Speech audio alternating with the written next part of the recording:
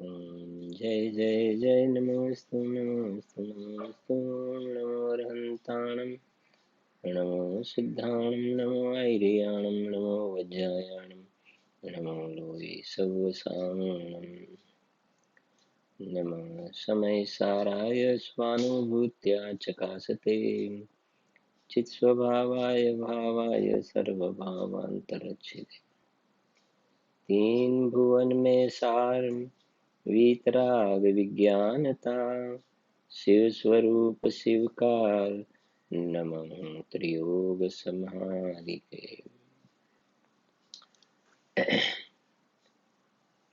અલગ અલગ પ્રકારની રચનાઓનો પાઠ કરતા પહેલા ખાસ દરેકને એક વિનંતી છે કે છડાડા ગ્રંથ અને મોક્ષ માર્ગ પ્રકાશક ગ્રંથ પોતાની સાથે રાખજો. તો શું એમાંથી આપણે ક્યારેક સબ્જેક્ટ લઈશું તો તમારી પાસે ગ્રંથ હશે તો વિષય ઘણો તમને સ્પષ્ટ થશે. એટલે છડાડા ગ્રંથ અને મોક્ષ માર્ગ પ્રકાશક ગ્રંથ સાથે ખાસ રાખજો. પાઠ કરીએ છે પહેલા. जो योगन की चपलाई ताते हैं आश्रव भाई आश्रव दुख कार गने रे बुद्धिवंत तिन्हें नीरवे रे. जयचंद जी साहेब द्वारा रचित. आत्म केवल ज्ञानमय निश्चय दृष्टि निहार सब विभाव परिणाम में आश्रव भाव विडार. बुद्धदास जी द्वारा रचित. मोह नींद के जोर जगवासी घूमे सदा कर्म चोर चहुओर सर्वस लूटे सुधी नहीं. मंगतराय जी द्वारा रचित.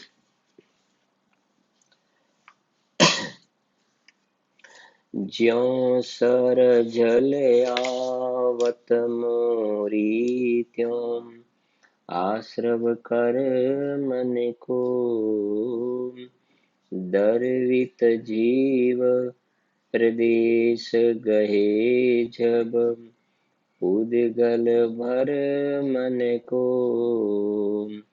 भावित आश्रव भाव शुभाशुभ निश दिन चेतन को पाप पुण्य के दोनों करता कारण बंधन को पन मिथ्यात योग 15 द्वादश अविरति जानो 5 कषाय मिले सब 57 मानो मोह भाव की ममता टारे पर परिणति खोवे करे मुख का यतन निराश्रव ज्ञानी जन होते. તો એમાં છડાડા છે એમાં આપણે જોઈએ બહુ સુંદર પંક્તિ છે. કાલે આપણે સ્વાધ્યાય શરૂ પણ કર્યો હતો એનો. શું કહે છે જુઓ. जो योगन की चपलाई ताते हैं आश्रव भाई आश्रव दुख कार गने रे बुद्धिवंत तिन्हें નીરવે રે. જો મેં તમને ખાસ એટલે છડાડા સાથે રાખવાનું કહ્યું કે એક આશ્રવ ભાવના છે, પછી એના પછી સંવર ભાવના છે. આશ્રવ સંવર અને પછી છે નિર્જરા ભાવના. આશ્રવ સંવર અને નિર્જરા એના ત્રણે આપણે ચિત્ર એક મોટા રૂપથી નજર નાખીને તમને થોડો ખ્યાલ પણ આવશે. વિષય સરળ પણ થઈ જશે. બરાબર. જુઓ આશ્રવ ભાવનામાં તમે જોશો ને તો આ એક મનુષ્ય વચ્ચે બતાવ્યું છે એક પ્રાણી બતાવ્યું છે અને આ બાજુ 4 અને આ બાજુ 4 વ્યક્તિ જે એના પ્રત્યે તીર છોડી રહ્યા છે. એમાં એક સાઈડમાં તમે જોશો તો ઘાતી કર્મ બતાવે છે, જ્ઞાનાવરણ, દર્શનાવરણ, મોહની અને અંતરાય. બરાબર, લેફ્ટ સાઈડમાં. અને રાઈટ સાઈડમાં જોશો તો આયુ, નામ, ગોત્ર અને વેદનીય. બરાબર છે કે નહીં? એટલે જીવ અહીંયા જે મોહ રાગ દ્વેષના વિકારી ભાવ કરે છે ને, કાલે આપણે સમજ્યા હતા. મોહ રાગ દ્વેષના જે વિકારી ભાવ કરે છે, જેને આપણે બીજા શબ્દોમાં કહ્યું મિથ્યા દર્શન, અવ્રતના પરિણામ, પ્રમાદના પરિણામ, કષાયના પરિણામ અને યોગના પરિણામ. આ જે જીવની અંદર આવા પ્રકારના ભાવો થાય છે, તો એનું નિમિત્ત પામીને આ જે જ્ઞાનાવરણ આદિ જે દ્રવ્ય કર્મ કહેવાય, અહીંયા જે થયા એ ભાવ થયા, તો એ ભાવોનું ભાવ આશ્રવનું નિમિત્ત પામીને ભાવ આશ્રવનું નિમિત્ત પામીને આ જ્ઞાનાવરણ આદિ દ્રવ્ય કર્મ, બરાબર છે કે નહીં? ઘાતી અને અઘાતી આમ બે, અને વધારે કરીએ તો 4 ઘાતી ને 4 અઘાતી એટલે 8, એ જે બતાવ્યા છે અહીંયા આગળ. અને એની આ 8 મૂળ પ્રકૃતિ કહેવાય: જ્ઞાનાવરણ, દર્શનાવરણ, મોહનીય, અંતરાય. એ મૂળ કર્મની પ્રકૃતિ કહેવાય. અને આ બાજુ આયુ, નામ, ગોત્ર અને વેદનીય. બરાબર છે ને? એ 4 અને 4, આ 4 ઘાતી અને 4 અઘાતી, એ 8 એ કર્મની મૂળ પ્રકૃતિ કહેવાય, મૂળ પ્રકૃતિ. અને પછી એના ઉત્તર પ્રકૃતિ બીજી ભેદ પાડીને ગણીએ ને તો 148 ઉત્તર પ્રકૃતિ થાય. એના સબ ડિવિઝન કરતા જઈએ ને, જેમ કે જ્ઞાનાવરણના 5, દર્શનાવરણના 9, એ પ્રમાણે કરતા જઈએ ને તો 148 થાય. તો અહીંયા જીવ જેવા ભાવ કરે છે, એ ભાવોનું નિમિત્ત પામીને આ પ્રકૃતિની ઓટોમેટિક એવી વ્યવસ્થા છે, ઓટોમેટિક વ્યવસ્થા છે, આશ્રવ ભાવના ચાલી રહી છે ને આપની. તો એવી એક સ્વયં સંચાલિત વ્યવસ્થા છે કે જીવ અહીંયા જેવા ભાવો કરે છે, એ ભાવોનું નિમિત્ત પામીને આ 343 ઘન રાજુનો લોક છે, 343 ઘન રાજુનો લોક છે. અને આ આખા લોકાકાશની અંદર કારમાણ વર્ગણાઓ ભરેલી છે. આહાર વર્ગણા, ભાષા વર્ગણા, તેજસ વર્ગણા, મનોવર્ગણા, કારમાણ વર્ગણા આવે છે ને. તો આ જે છે આખા આ લોકાકાશની અંદર આ બધી જ કારમાણ વર્ગણાઓ ભરેલી છે. અને અહીંયા જીવ જેવો ભાવ કરે એનું નિમિત્ત પામીને આ જે કારમાણ વર્ગણા કર્મ રૂપે પરિણમીને જીવની સાથે ચોંટી જાય છે. એક ક્ષેત્રાવકાશ સંબંધ ચોંટી જાય છે. સમજો, બહુ સુંદર વિષય છે આખો. કારમાણ વર્ગણા કર્મ રૂપે પરિણમીને જીવની સાથે એક ક્ષેત્રાવકાશ સંબંધથી ચોંટી જાય છે. ત્યાં શાસ્ત્રમાં આવે છે એ પ્રમાણે કે લોખંડનો ઘોડો હોય ને, લોખંડનો ઘોડો, ધગધગતો લોખંડનો ઘોડો હોય, આયન લોખંડનો ઘોડો ધગધગતો, અને એને પાણીમાં નાખવામાં આવે ને, તો પાણીમાં નાખવામાં આવે તો શું કરશે? ચારે બાજુથી પાણી સક કરશે. આ ઘોડો ગરમ છે તો ચારે બાજુથી પાણી ચૂસશે, સક કરશે. ગરમ છે એટલે ચૂસશે. બસ એવી રીતે જે પેલો લોખંડનો ઘોડો ગરમ છે અને પાણીને ચૂસે છે, એવી રીતે અહીંયા મોહ રાગ દ્વેષ વિકારી ભાવોથી આ પર્યાયમાં જ્યાં સુધી આવા પ્રકારના આકુળતાના વિકારના ભાવોથી જીવ તપ્તાયમાન હશે ને, કષાયોથી બળી રહ્યો હશે, જેમ પેલો લોખંડનો સળગતો ઘોડો, બરાબર છે કે નહીં? ગરમ ઘોડો. એવી રીતે આ રાગની આગમાં કષાયોની ભઠ્ઠીમાં જીવ જ્યારે બળે છે, તો એ કષાયોની ભઠ્ઠીમાં જીવ બળે છે, જેને આપણે ગુરુદેવ વારંવાર કે હોળી સળગી છે. ગુરુદેવના પ્રવચનમાં અંદરમાં હોળી સળગી છે કે મારે આમ કરવાનું છે, મારે આમ કરવાનું છે, પછી આનું આમ કરવાનું છે, લોકડાઉન ખુલે એટલે પછી આમ કરવાનું છે, આમ કરવાનું છે ને.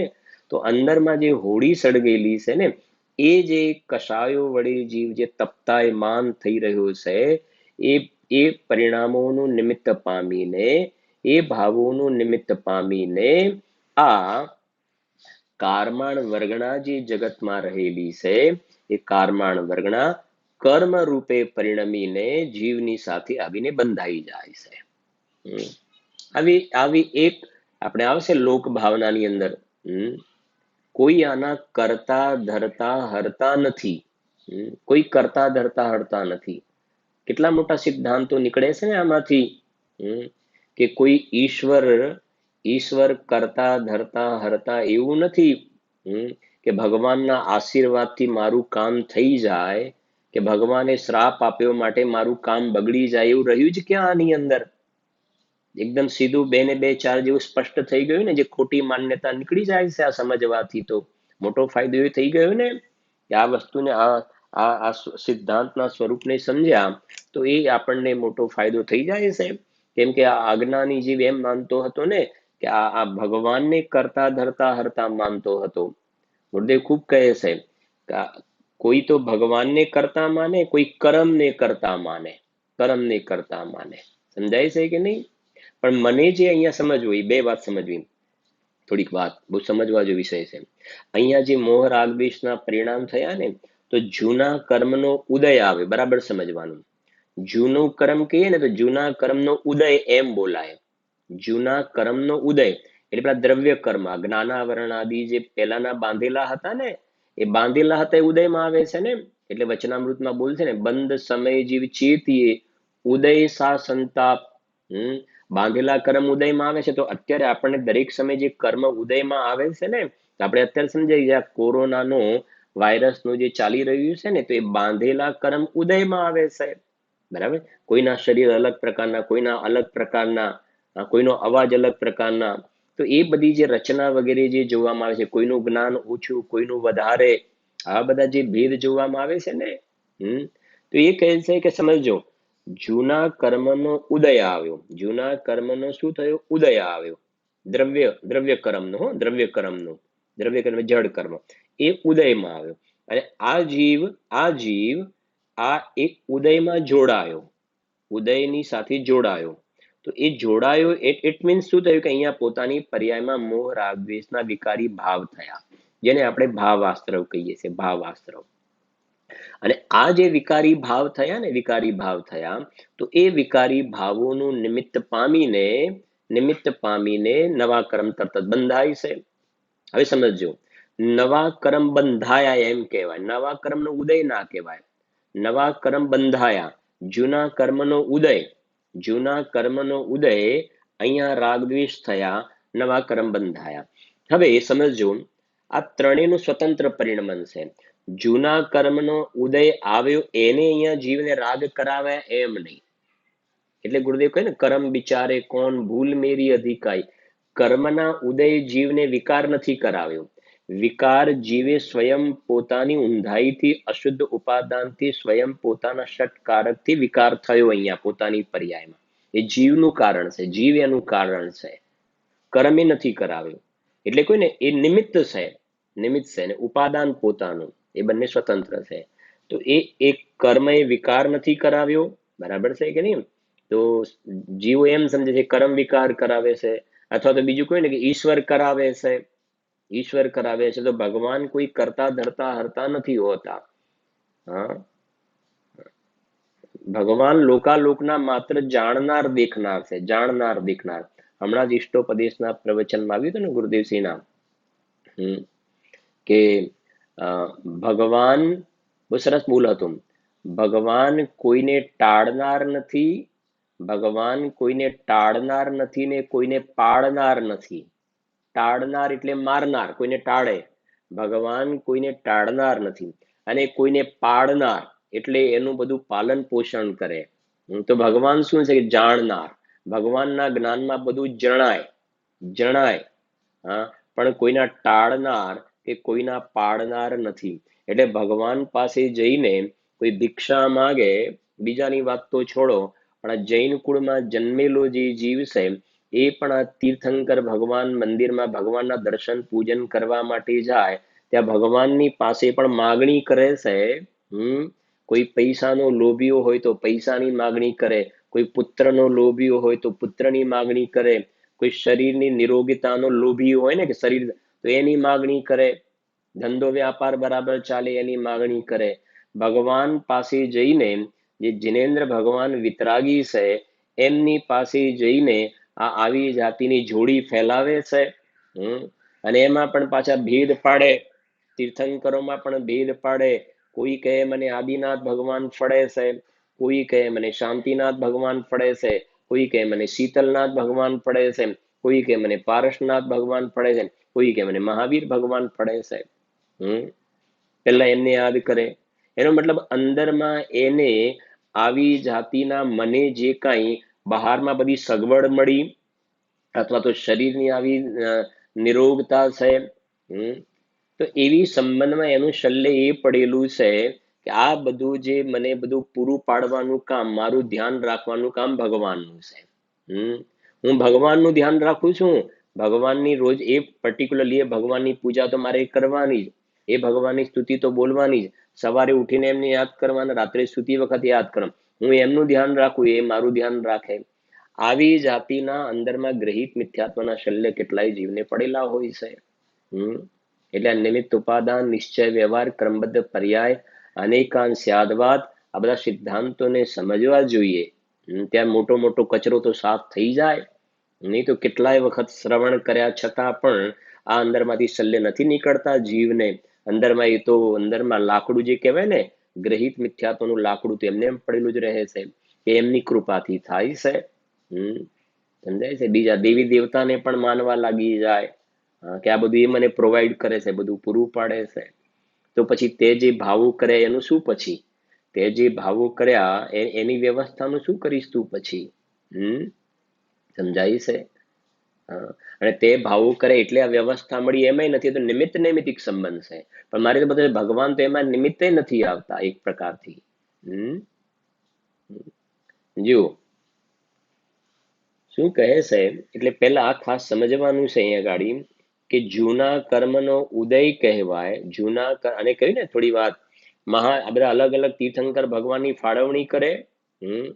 ફાળવણી કરે ને, જેમાં ત્યાં પેલી મેડિકલ કીટ આવી બધી વહેંચણી થાય, એમાં ભગવાનની ફાળવણી કરી નાખે.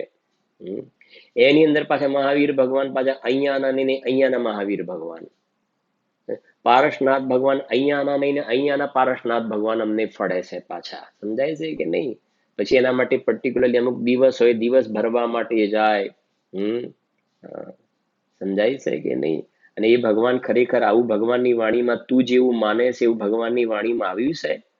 ભગવાનની વાણીમાં એવું તો આવ્યું નથી તું જેવું ખોટું માને છે એવું. એનો મતલબ તે ખરેખર ભગવાનને ક્યાં માન્યા છે? ભગવાનને નથી માને. તે તો ગ્રહિત મિથ્યાત્વનું અજ્ઞાનનું પોષણ કરે છે. તો સમજો જરાક. વાતો તો ખૂબ છે, ગ્રહિત મિથ્યાત્વમાં આપણે વધારે જતા નથી અત્યારે.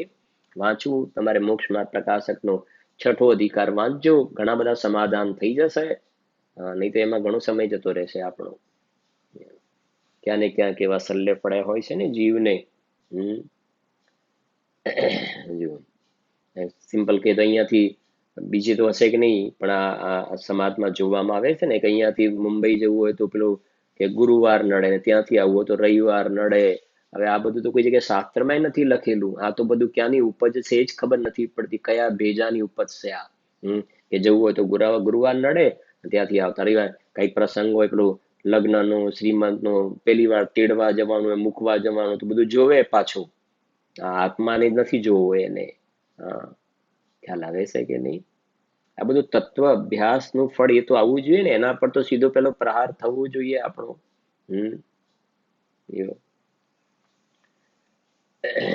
સમજો, જૂના કર્મનો જે ઉદય આવ્યો એને ઉદય કહેવાય. અને આ જીવ પોતે એમાં જોડાયો તો વિકાર થયો, તો વિકાર પોતાના કારણે, પેલા કર્મ એ નથી કરાવ્યો.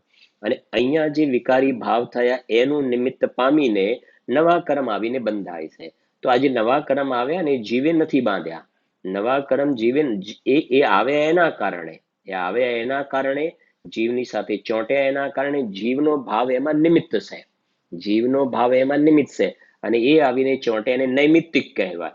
અને જીવનો ભાવ એમાં નિમિત્ત કહેવાય.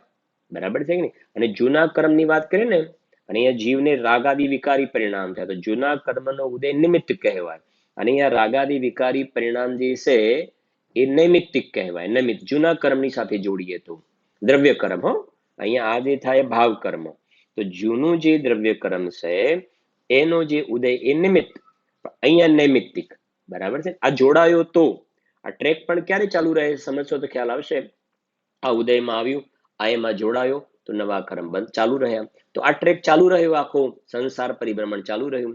પણ હવે એ ઉદયમાં આવ્યું, જીવ એમાં ના જોડાયો અને પોતાના સ્વરૂપમાં જોડાયો. એમાં ના જોડાયો ને પોતાના સ્વરૂપમાં જોડાયો ને, તો સ્વરૂપમાં જોડાયો તો આ ખરી ગયા, નવ બંધ થયો નહીં, જીવનો મોક્ષ થઈ જાય છે. સિમ્પલ છે આખી વસ્તુ, 2 ને 2 4 જેવું. હજુ આપણે એને ડિટેલમાં કરીશું, પણ એક મોટા રૂપમાં સમજીશું આપણે. હજુ આપણે સંવર ને નિર્જરા આવશે ને ભાવના. ફરીથી રિપીટ કરું છું. કર્મ ઉદયમાં આવ્યો, એમાં જોડાય નહીં તો ક્યાં જોડાય કે પોતાના સ્વરૂપમાં જોડાઈ જાય, આ બાજુની જગ્યાએ અંદરમાં જોડાઈ જાય. તો આ બસ ખરી ગયા, નિર્જરા થઈ ગઈ. અને નવા બંધાયા નહીં તો જૂના ખરી ગયા, નવા બંધાયા નહીં, જીવનો મોક્ષ થઈ ગયો. બસ બીજી આમાં સમજાય છે કે નહીં? જેટલું આપણે કહ્યું ને એના કરતા પણ આત્મકલ્યાણ કરવું એના કરતા પણ સરળ છે. પણ આને પોતાની માન્યતામાં એને અઘરું ટફ માની રાખેલું છે ને. છે તો આવું. હા, તો જુઓ જરાક સમજો શું કહે છે. અને એ કોઈ પેલા શું કે ચિત્રગુપ્તનો દરબાર ઉપર હોય ને ચિત્રગુપ્તના દરબારમાં બધો શું કહેવાય હિસાબ એકાઉન્ટ બધું મેન્ટેન થતું હોય કે ચલો તમે શું કર્યું છે, તમે શું કર્યું છે, એવું કોઈ ચિત્રગુપ્તનો દરબાર નથી હોતું.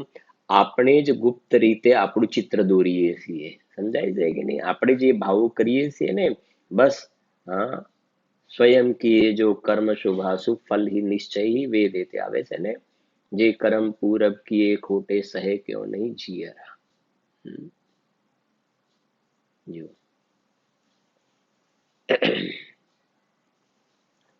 કે આ જીવને જે વિકારી ભાવ થાય એનું નિમિત્ત પામીને આજે કયા જ્ઞાનાવરણ, દર્શનાવરણ, મોહની અંતર અહીંયા આપણે આ લેવું છે ને. અત્યારે જૂનું કર્મ નથી લેવું. અહીંયા જે રાગદ્વેષ થયા, ભાવ આશ્રવ થયો, તો ભાવ આશ્રવ થયો ને એનો મતલબ જૂના કર્મના ઉદયમાં જીવ જોડાયો છે, બરાબર. અને એ ભાવ કર્મ થયા તો થયા એટલે તરત જ આ જે કહ્યું ને લોકાકાશમાં જે બધી કારમાણ વર્ગણાઓ ભરેલી છે ને, એ કારમાણ વર્ગણાઓ કર્મ રૂપે પરિણમી આવીને જીવની સાથે ચોંટી જાય છે. ક્યારેક આપણે કહીએ પણ છીએ કે સમજો કે ભાઈ આપણે સ્વાધ્યાયનું પ્રવચનનું જે એક દ્રષ્ટાંત લઈએ કે પ્રવચનમાં બધા લાઈનસર સમજો કે 200 માણસ પ્રવચનમાં બેઠેલા છે, બાજુમાં બધા બેઠેલા છે પાસે. અને દરેકની જે ભાવ થાય છે ને, દરેકની જે ભાવ થાય તો આ જે કર્મ આવે ને આવીને ચોંટે ને, તો આ બાજુ બેઠો છે અને આ બાજુ આ 1 2 3 4 5 બેઠેલા છે. તો આ એક વાળાએ જે ભાવ કર્યા ને, તો આ એક વાળાની સાથે જ આવીને ચોંટશે. 2 વાળાએ કરી એની સાથે ભૂલમાં એનો ટ્રેક બદલાઈ જાય તો આની જગ્યાએ આમાં, આની જગ્યાએ આની જગ્યાએ આમાં ઘૂસી જાય તો એવું થઈ જાય તો ક્યાંક ગફલત થઈ જાય તો એવું નથી હોતું. એ કહે છે ગફલત નથી થતી આની અંદર, બિલકુલ કહેવાય ને ઓટોમેટિક વ્યવસ્થા છે. ભગવાન કોઈ આના કરનાર ધરનાર નથી, પણ જીવ જેવા ભાવ કરે બસ કર્મ આવીને એની સાથે ચીપકી જાય છે. આ તો આટલો નજીક કહ્યા, સમજે. બાકી જો કોઈ ને કંદમૂળની એક રાઈ જેટલી કટકી લેવામાં આવે એમાં અસંખ્ય કહે ને શરીરને, એક શરીરમાં અનંતાનંદ નિગોદના જીવ છે, અનંતાનંદ નિગોદના એક શરીરમાં અનંતાનંદ જીવો છે. અને દરેક જીવના પરિણામ અલગ અલગ. સમજાય છે? આ બટેટ, ગાજર, મૂળા લો એની રાઈ જેટલી કટકી લો, એ કેટલી, એમાં અસંખ્ય તો શરીર હોય છે, એમાંથી એક શરીર ઉઠાવો, એમાં અનંતાનંત જીવ છે, અનંતાનંદ. અને દરેક જીવ છે, દરેક જીવના પરિણામ અલગ અલગ છે, દરેક જીવના પરિણામ અલગ અલગ છે. અને જેવા પરિણામ છે એવા કર્મ એની સાથે બંધાય. હવે એટલા જીવો છે, એમાંથી ભૂલમાં આમાંથી આ કાંઈક હા જેમ પેલી બોલવામાં નથી કહેતા કે ભાઈ બોલવામાં જીભની જરાક સ્લીપ થઈ ગઈ, એવું ક્યાંક સ્લીપ થઈ જાય. અથવા તો પેલા બેંકમાં એકાઉન્ટમાં ભૂલમાં આની જગ્યાએ આની એન્ટ્રી પડી ગઈ, એક્ઝામની અંદર રિઝલ્ટમાં મેથ્સનું પેપર આપ્યું અને ફેલ આવે, એવું બધું ક્યાંક આમાં તો કહે છે કે આમાં એવું ના થાય, નથી હોતું આવું. કર્મ જડ છે ને, પણ વ્યવસ્થા એકદમ ઈમાનદારીની વ્યવસ્થા છે આમાં. સ્વયં સંચાલિત. અહીંયા તો નથી કહેતા કે ભાઈ સાહેબને આપીને આપણે છૂટી જઈશું. સમજાય છે ને? સાહેબને આપણે પૈસા આપ્યા અને આપણે છૂટી ગયા. એ કહે છે કે અહીંયા નથી હોતું ને એવું. અને એ તો એ છૂટું, એ તો તારો પૂર્વનો એ જાતિનો પાછો પુણ્યનો ઉદય કે એ પ્રમાણે થઈ જાય છે વ્યવસ્થા. જેમ જેમ ચાર રસ્તા ઉપર પછી કોઈ રોક્યા, લો સાહેબ લો, 50 નોટ આપીને આપણે છૂટા. બરાબર છે કે નહીં?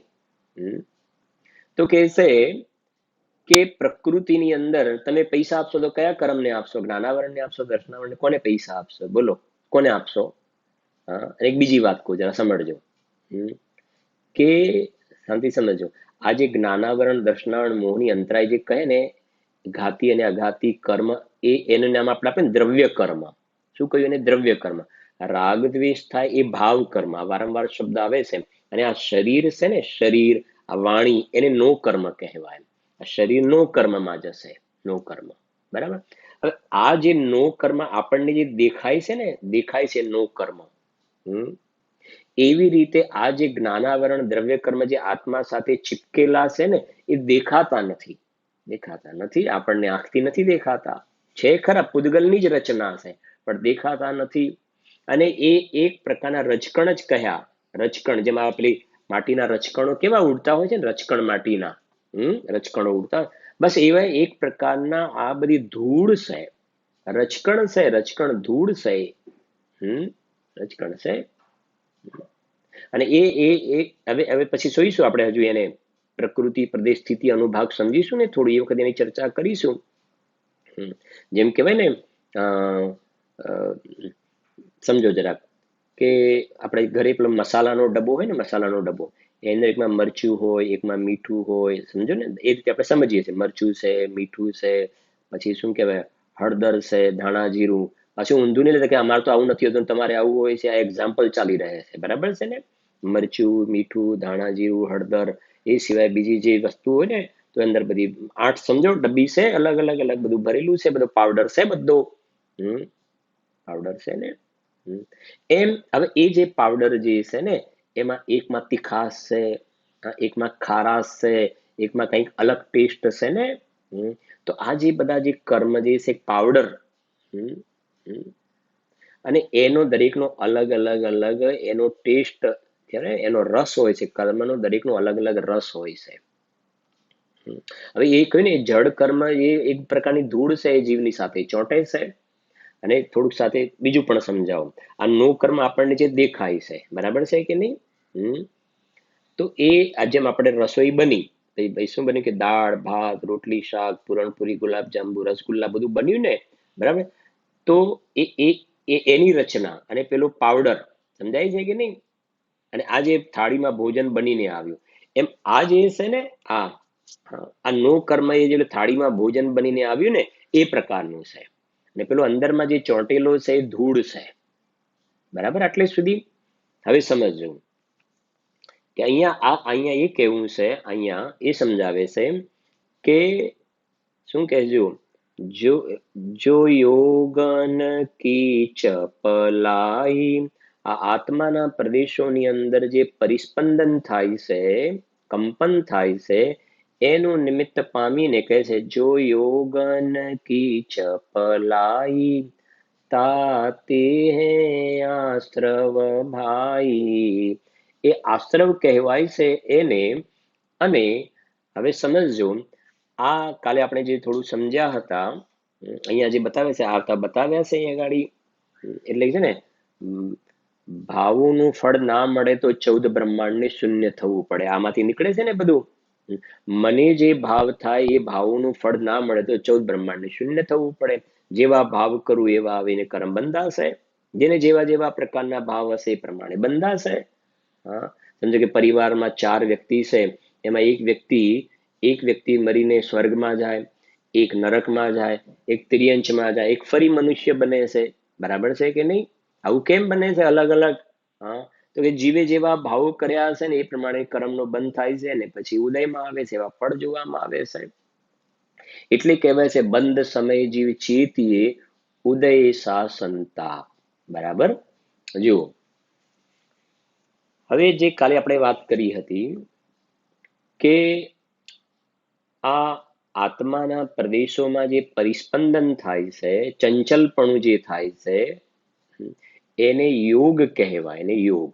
બરાબર? અને અંદરમાં પોતાની પર્યાયમાં જે મોહ રાગ દ્વેષના વિકારી ભાવ થાય છે, વિકારી ભાવ. બરાબર? એને આપણે ભાવ કર્મ કહીએ છીએ, વિકારી ભાવ કહીએ છીએ, રાગદ્વેષ પરિણામ, મોહ કહીએ છીએ એને. હવે બીજા શબ્દોમાં કહે તો કષાય, બરાબર. હવે યોગ પ્લસ કષાય, બે વાત સમજ્યા. યોગ પ્લસ કષાય. તો પહેલા ગુણસ્થાનથી શરૂ કરીને 13મા ગુણસ્થાન સુધી સમજ્યા હતા ને, 5 મિનિટ રિવિઝન કરી લઈએ છીએ આપણે. પહેલા ગુણસ્થાનથી શરૂ કરીને 13મા ગુણસ્થાન સુધી આ આત્માના પ્રદેશોમાં પરિસ્પંદન જોવામાં આવે છે, એટલે યોગ જોવામાં આવે છે, બરાબર છે કે નહીં. એટલે 13મા ગુણસ્થાનનું નામ આપણે કહ્યું સહયોગી કેવલી. સહયોગી કેવલી. 14માનું શું નામ આપ્યું આપણે? અયોગી કેવલી. બરાબર સમજો. એમાં સહયોગી શબ્દ આવે ને, સહયોગી, સહયોગી, એને એક બીજા શબ્દમાં કહે અંત્ય દીપક, આવો શબ્દ પણ આવે છે, અંત્ય દીપક. 13મામાં અંત્ય દીપક એટલે શું? અંત્ય દીપક એટલે સહયોગ શબ્દ ને, સહયોગ, એ એનાથી શરૂઆતના એના પહેલાના બધા ગુણસ્થાનમાં સહયોગ લાગુ પડે, યોગનું કંપન બધે લાગુ પડે. સહયોગી એટલે સહયોગી અંત્ય દીપક એટલે 12માં 11, 10, 9, 8, 7, 6, 5, 4, 3, 2, 1 બધામાં યોગનું કંપન જોવામાં આવે, એને અંત્ય દીપક કહેવાય. એની ઉપરના બધામાં લાગુ પડે, એના પહેલા જે થઈ ગયા એમાં. જેમ આપણે નમોકાર મંત્રમાં કહીએ છીએ ને, નમોકાર મંત્ર અંદર એમાં નમો અરિહંતાણમ, નમો સિદ્ધાણમ, નમો આઈરિયાણમ, નમો ઉવજ્જાયણમ, પછી નમો લોયે સવ્વ સાહુણમ. તો જે નમો લોયે બોલીએ છીએ ને, નમો લોયે સવ્વ સાહુણમ, તો પહેલા બોલે નમો અરહંતાણમ, બરાબર. નમો અરહંતાણમ. છેલ્લામાં બોલ્યા નમો લોયે સવ્વ સાહુણમ, બોલ્યા ને, નમો લોયે અરહંતા, નમો અરહંતાણમ, નમો સિદ્ધાણમ, નમો આઈરિયાણમ, નમો ઉવજ્જાયાણમ અને નમો લોયે સવ્વ સાહુણમ. નમો સાહુણમ ના બોલ્યા ખાલી, નમો અરહંતાણમ છે, નમો સાહુણમ ના બોલ્યા. નમો લોયે સવ્વ સાહુણમ. લોયે સવ્વ, લોયે સવ્વ એટલે લોયે એટલે લોકમાં, સવ્વ લોકમાં રહેલા સર્વ, લોકમાં રહેલા સર્વ. તો લોયે સવ્વ છે ને એ અંત્ય દીપક, અંત્ય દીપક એટલે ઉપરના બધામાં લાગુ પડશે.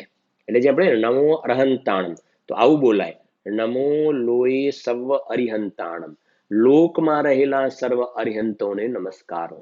એટલે વિદેહ ક્ષેત્રમાં છે ને લાખોની સંખ્યામાં, લાખોની સંખ્યામાં અરહંત ભગવાન, રિયલ ભગવાન ત્યાં વિરાજ, રિયલ. જેમ આપણે મંદિરમાં જે ભગવાનની પ્રતિમા હોય છે ને, ભગવાનની પ્રતિમા, એવા ત્યાં રિયલ ભગવાન છે, રિયલ. અને ત્યાંનો પુણ્યનો ઉદય હોય છે કે ત્યાં આવી જાતિના રોગ વગેરે ભગવાનના દર્શન બંધ થઈ જાય એવું ન હોય. વિદેહ ક્ષેત્રની અંદર રિયલ ભગવાન, આ સ્થાપના નિક્ષેપ વાળા, અને પેલા જે કહે ભાવ નિક્ષેપ થી જીવંત સ્વામી. નથી કહેતા ભગવાન, ભગવાન તો હાલતા ચાલતા ભગવાન જોવા મળે, સમોશરણની અંદર હોય છે. અને બીજા સામાન્ય કેવલી પણ લાખોની સંખ્યામાં, 20 તો તીર્થંકર કહ્યા, બાકી લાખોની સંખ્યામાં છે, લાખોની સંખ્યામાં, 8 લાખની ઉપર છે ત્યાં હંમેશા, હંમેશા. જુઓ, તો નમો લોયે સવ્વ, લોયે સવ્વ એટલે લોકમાં રહેલા સર્વ, લોકમાં રહેલા સર્વ. પછી નમો લોયે સર્વ સિદ્ધાણમ, તો લોકમાં રહેલા સર્વ સિદ્ધ. એ પ્રમાણે કહેવાનો આશય છે કે જે લોયે સર્વ શબ્દ આવ્યો ને, અંત્ય દીપક એટલે ઉપરના બધામાં લાગુ પડે. એમ સયોગ કેવલી, સયોગ કેવલી, તો ઉપરના બધા ગુણસ્થાનની અંદર ઉપરના બધા એ સયોગ શબ્દ લાગુ પડે, બરાબર. તો પહેલાથી 13મા ગુણસ્થાન સુધી યોગનું કંપન. અને બીજી વાત કરી કસાય, કસાય. તો પહેલાથી 10મા ગુણસ્થાન સુધી કસાય જોવામાં આવશે, કસાય. કસાયનું બીજું નામ આપણે કાલે આપ્યું હતું સાંપ્રાય. કસાયનું બીજું નામ શું કહ્યું હતું? સાંપ્રાય, બરાબર. તો 10મા ગુણસ્થાનનું નામ છે, 10મા ગુણસ્થાનમાં સૂક્ષ્મ સાંપ્રાય. સૂક્ષ્મ સાંપ્રાય એટલે સૂક્ષ્મ કસાય છે ત્યાં. લોભ જે છે ને, લોભનો અનુભાગ બસ એકદમ સૂક્ષ્મ છે, એટલે ત્યારે સૂક્ષ્મ સાંપ્રાય.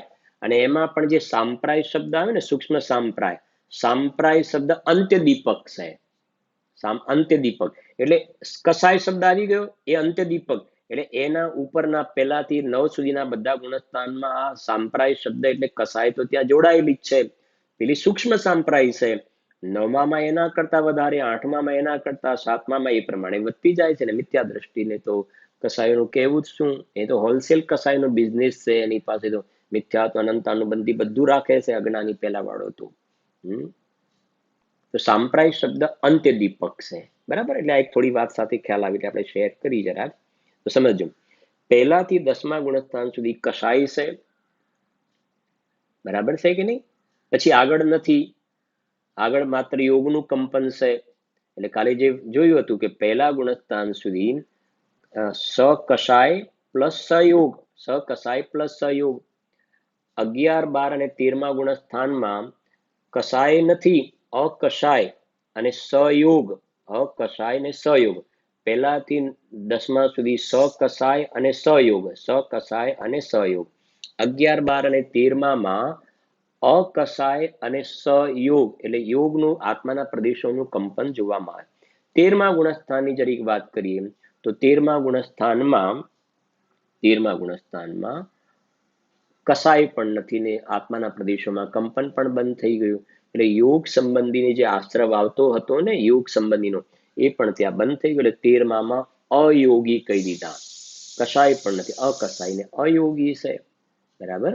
આવી રીતે છે આખી વ્યવસ્થા. હવે આપણે પછી આગળ થોડું જોઈશું. મોક્ષ માર્ગ પ્રકાશક ગ્રંથની અંદર તમે એક બીજો અધિકાર ખોલો, એમાં જરાક મોક્ષ માર્ગ પ્રકાશકમાં બીજો અધિકાર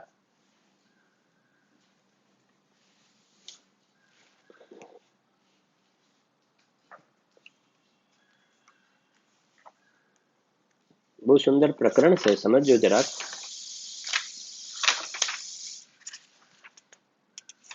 પેજ નંબર કહું તમને, પેજ નંબર છે 30 નંબરનું પેજ છે, 30.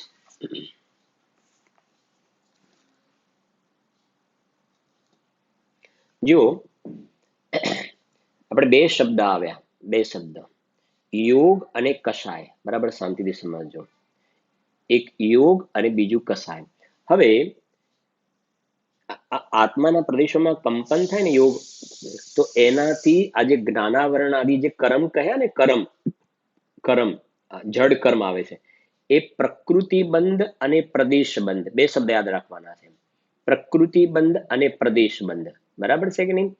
કે આ યોગ, તો યોગ વડે પ્રકૃતિ પ્રદેશબંધ, યોગ વડે પ્રકૃતિ પ્રદેશબંધ. હવે આ બાજુ કસાય, કસાય વડે સ્થિતિબંધ અને અનુભાગ બંધ, સ્થિતિબંધ અને અનુભાગ બંધ. એટલે હવે આપણે લઈ લઈએ, એક આત્માના પ્રદેશોમાં કંપન થાય, એ નંબર એક યોગ થઈ ગયો, એના વડે પ્રકૃતિ પ્રદેશ બંધ. અને બીજા નંબરમાં મોહ રાગ દ્વેષના પરિણામ થાય, એનાથી સ્થિતિ અને અનુભાગનો બંધ, સ્થિતિ અને અનુભાગ બંધ. એટલે 4 વસ્તુ થઈ ગઈ: પ્રકૃતિ બંધ, પ્રદેશ બંધ, સ્થિતિ બંધ અને અનુભાગ બંધ, બરાબર છે ને. એમાં પહેલા જે બે કયા, પ્રકૃતિ પ્રદેશ બંધ, યોગ વડે પ્રકૃતિ પ્રદેશ બંધ અને કસાય વડે સ્થિતિ અને અનુભાગનો બંધ. સિમ્પલ થઈ ગયું. યોગ વડે પ્રકૃતિ પ્રદેશ બંધ, કસાય વડે સ્થિતિ અને અનુભાવનો બંધ. આ ટોડરમલજી સાહેબ અહીંયા પ્રકરણ લખ્યું છે, થોડુંક આપણે એની ચર્ચા કરીશું, એટલે આપણે આ આશ્રવ ભાવના, આશ્રવના સ્વરૂપને સમજવામાં આપણને ઘણી સરળતા થઈ જશે. જે જો યોગન કી ચપલાઈ તાતે હે આશ્રવ ભાઈ, એનું હૃદય છે ને, એને આપણે સમજીશું. જુઓ અહીંયા શેડિંગ જ છે, તમે 30 નંબરના પેજ ઉપર લખી જુઓ, યોગ અને તેનાથી થવા વાળા પ્રકૃતિ બંધ અને પ્રદેશ બંધ, પ્રકૃતિ બંધ ને પ્રદેશ બંધ, બરાબર. પ્રકૃતિ એટલે નેચર, પ્રકૃતિ એટલે સ્વભાવ, સ્વભાવ. જેમ આપણે પેલો મસાલાનો ડબ્બો કયો ને, મસાલાનો ડબ્બો, એની અંદર મરચાનો સ્વભાવ તીખો, ગોળનો સ્વભાવ ગળ્યો, મીઠાનો સ્વભાવ ખારો, હળદરનો સ્વભાવ આ પ્રકારે. સમજાય છે કે નહીં? તો એ બધાનો સ્વભાવ પ્રકૃતિ અલગ અલગ. એમ સમજો, આ જે કારમાણ વર્ગણા આ કર્મ રૂપે જીવની સાથે પરિણમે છે ને, તો 8 પ્રકારના જે કર્મ કયા ને, એનો દરેકનો ટેસ્ટ અલગ અલગ છે. અને ભાઈ આને તમે મરચું કેમ કહ્યું, આને મીઠું કેમ કહ્યું, તો આ ખારું છે ને માટે એનું નામ મીઠું આપ્યું, આ તીખું છે એનું નામ મરચું આપ્યું. એમ આ જે કર્મના પરમાણુઓ છે, કર્મના પરમાણુ દરેકનો ટેસ્ટ અલગ અલગ છે, દરેકનો ટેસ્ટ અલગ અલગ છે.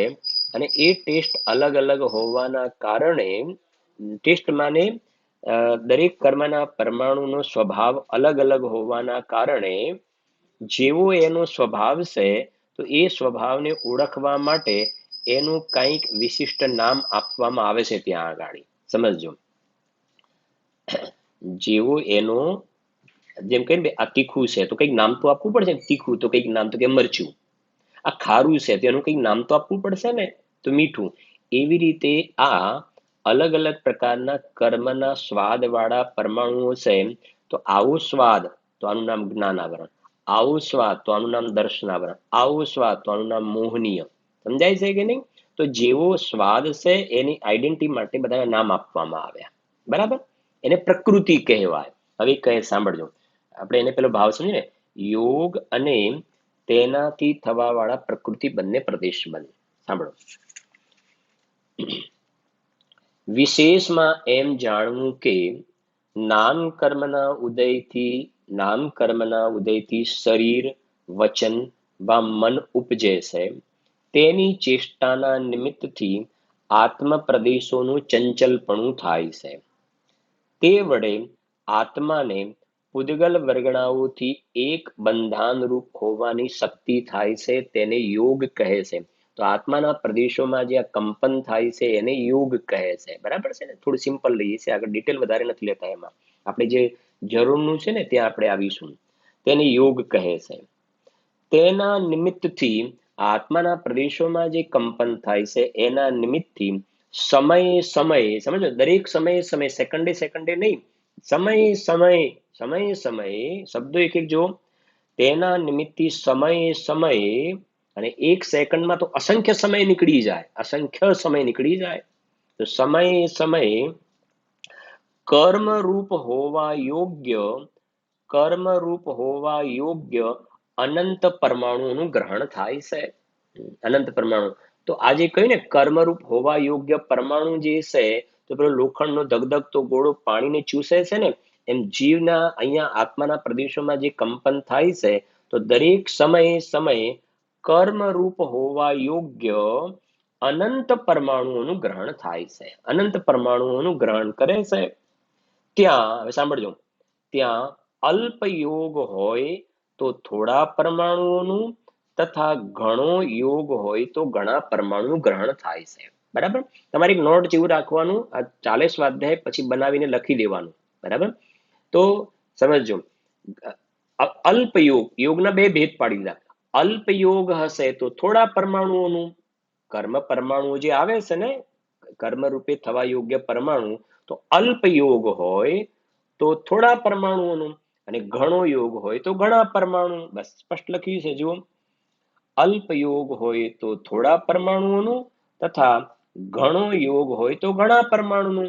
બરાબર? અલ્પ એટલે થોડો યોગ હોય તો થોડા પરમાણુનું, ઘણો યોગ હોય તો ઘણા પરમાણુનું ગ્રહણ થાય છે. આ નિયમ છે. બરાબર? નિમિત્ત નૈમિતિક સંબંધ છે. ઘણા પરમાણુનું ગ્રહણ થાય છે.